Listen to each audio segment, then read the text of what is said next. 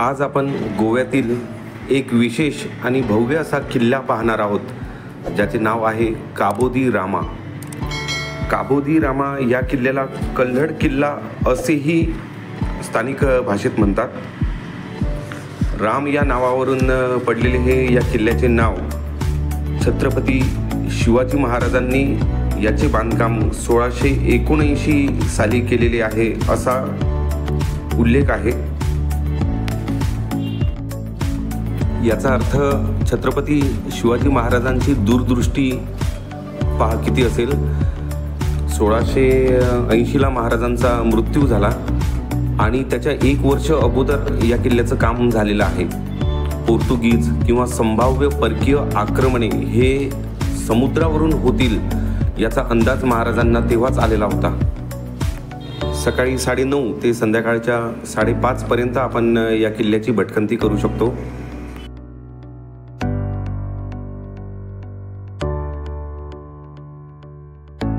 गोव्याच्या कानाकोना किनाऱ्यावरील हा मध्ययुगीन डोंगरी किल्ला आहे.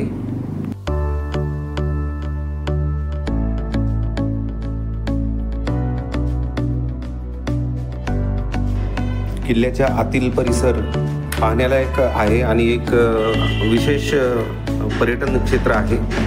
आणि ठिकठिकाणी किल्ल्याची जी तटबंदी आहे त्या तटबंदीवर जाण्यासाठीच्या पायऱ्या आहेत त्यासुद्धा सुस्थितीत आहेत. नंतर काही ठिकाणी तोफा चढवण्यासाठीचे जे रॅम्प बनवलेले आहेत ते सुद्धा आहेत. हा विजयस्तंभ आहे. या विजयस्तंभावरून आपल्याला पलीकडील समुद्राचे अथांग रूप पाहायला मिळते. आणि तिकडे जो 500 मीटर ते 800 मीटर अंतरावर दिसतो तो काबो दी रामाचा समुद्र किनारा आहे. अतिशय विस्तृत अशा नारळी झाडांनी वेढलेला सुंदर असा समुद्र किनारा दिसतो.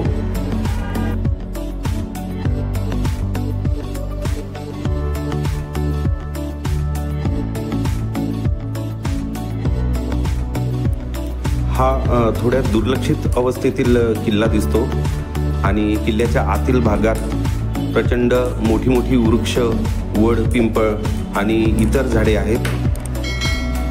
एखाद्या छोट्याशा जंगलात फिरल्यासारखा इथे अनुभव येतो. किल्ल्यामध्ये या बाजूला एक विस्तृत तलाव किंवा खंदक दृष्टीस पडतो.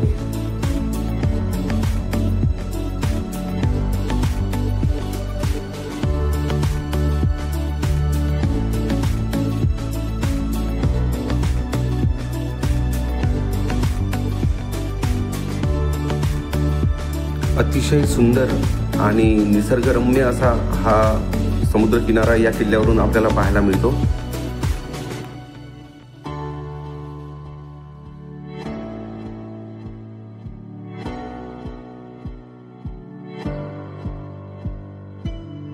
किल्ल्यावरून समुद्र किनाऱ्याकडे जाण्यासाठी छोट्या चोरवाटा ठिकठिकाणी आढळतात.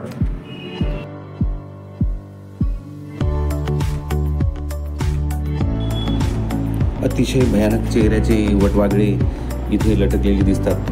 अंगावर येताना भीतीच वाटते.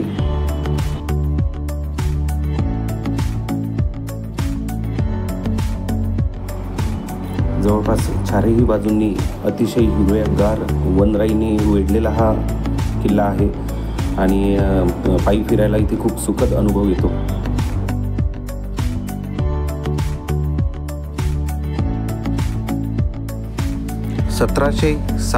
च्या दशकात म्हैसूरच्या हैदर अली कडून सुरक्षा मिळावी म्हणून सुंदा शासनाचे जे राजे आहेत त्यांनी पोर्तुगीजांना जो काही भाग दिला होता महसुलाच्या बदल्यात, त्यामध्ये या किल्ल्याचा ताबा पोर्तुगीजांकडे गेला होता.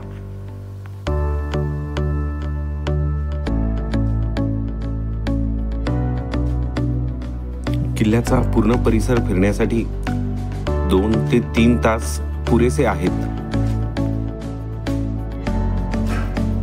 गोव्याचे कॅपिटल पणजीपासून 40 किलोमीटर दूर असलेल्या किल्ल्यामध्ये सेंट अँथोनी यांचे एक चर्च आहे, ज्याला चॅपलही म्हणले जाते.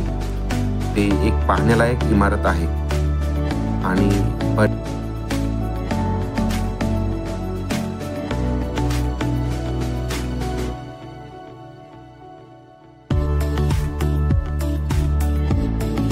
हा किल्ला ज्या भागात आहे या भागाचं आणि या जंगलाचं एक विशेष महत्त्व असं आहे की राम आणि सीता जेव्हा राम वनवासाला निघाले त्यावेळी राम आणि सीता यांचं काही दिवस या जंगल भागात वास्तव्य होतं असं मानलं जात आहे आणि यामुळेच या किल्ल्याला रामा हे नाव दिलेलं आहे छत्रपती शिवाजी महाराजांनी।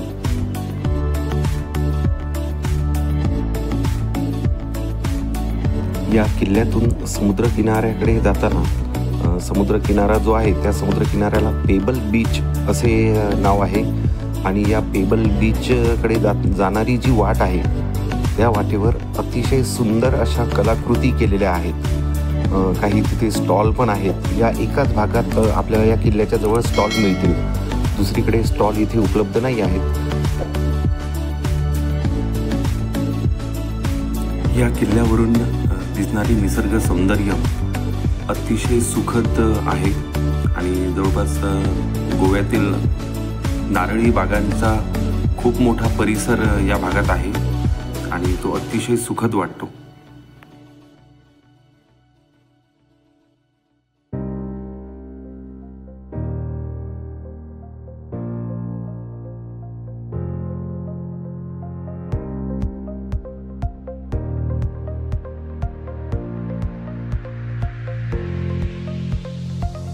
पर्यटन आणि शिव किंवा त्यातल्या त्यात किल्ल्याचं पर्यटन म्हणलं की शिव अतिशय आनंदित होतो आणि तो सतत आमच्या पुढेच पळत असतो।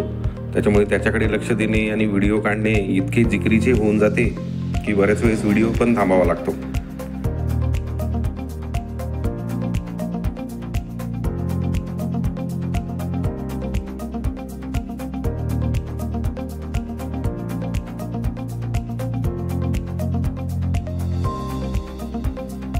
किल्ल्यावरील हा बीच कमी गर्दीचा भाग तसेच कपल्स बीच म्हणूनही ओळखला जातो आणि या ठिकाणी बऱ्यापैकी शांतता असते आणि समुद्राला छानपैकी इथे अनुभवता येते।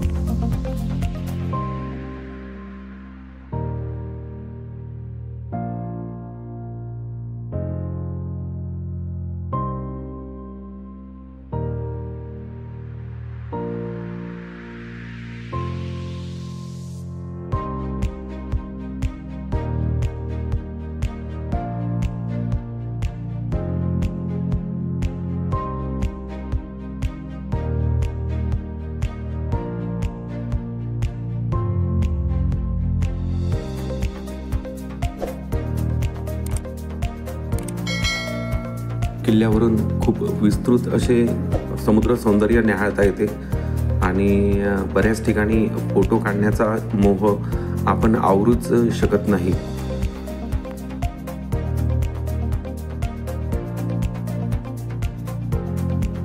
गोव्याच्या साईट सीइंगमध्ये हा किल्ला निश्चित तुम्ही पाहायला हवा आणि इथल्या निसर्ग सौंदर्याचा आनंद घ्यायला हवा।